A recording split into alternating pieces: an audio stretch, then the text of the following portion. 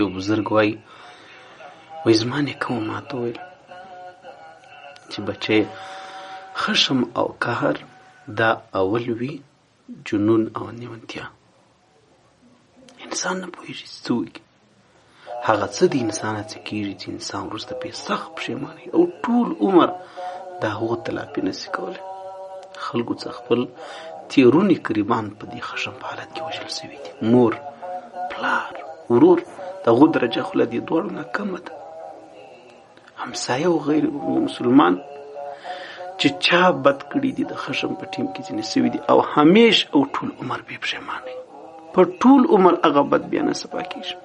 اوله جنون، ما ته نیکه دا ویل، و آخره الندم، د خشم او د قهر او د غصې آخر ته د پښیمانتیا نه بغیر د یوې ذریعې قدر کې ګټه هم انسان نشي ترلاسه کولی. د دې وجې له دې سره سوچ کوئ، له دې سره پام کوئ، له دې سره فکر کوئ. کوم ښکلی هدایت چې نبي علیه الصلاة والسلام موږ ته کړی دی هغه عملي کوئ. چې ولاړ یې ناست، چې ناست یې پروت، او دس وکه ذکر وکه اعوذ بالله وایه، پر ځان یې چوپ کړئ، آیت کرسي شریف ووایه. شیطان د شیطان خبرې دا ټولې ختم کړه.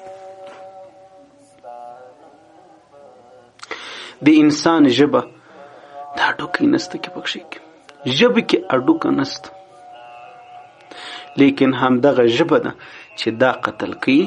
امم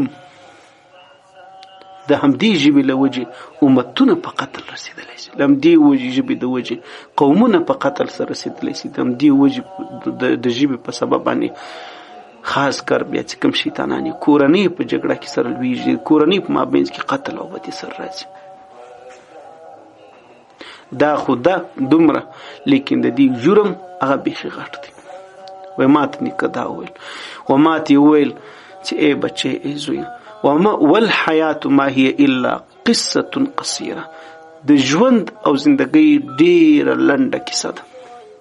ژوند نور څه نه دی، یوه لنډ داستان دی، یوه لنډه کیسه ده. نو بیا نور څه اوس پر هغه مقصودي ځای به تا ته لاس درله کوي.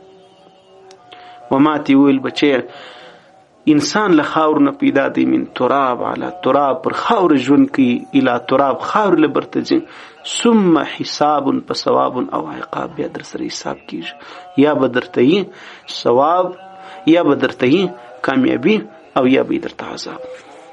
ژوند دی تېر که چې ژوند د ګل په څېر د حساب والا د ثواب والا جوړ شي. ژوند دی مه تېروه لکه د لړم په غوندې، د مار په غوندې، د غونډک په غوندې، د سپي په غوندې. بیا د بېلې ماپې وایي بیا ما ته ویل فعش حیاتک لله، ژوند دی وکړه چې ژوند دی د الله لپاره، تکون اسعد خلق لله، ته به په مخلوق کې الله رب العزت ته ژوندي او قریب او نیکبخته به دی الله رب العزت وګرځي. قرآن عظیم شان کې الله پاک فرمایي ولئن شکرتم لازیدنکم، نو موږ به شکر ادا کوو. اللهم لك الحمد کما ينبغي لجلال وجهك وعظیم سلطانك. ما ته یوه ورځ زما نیکه داسې وویل.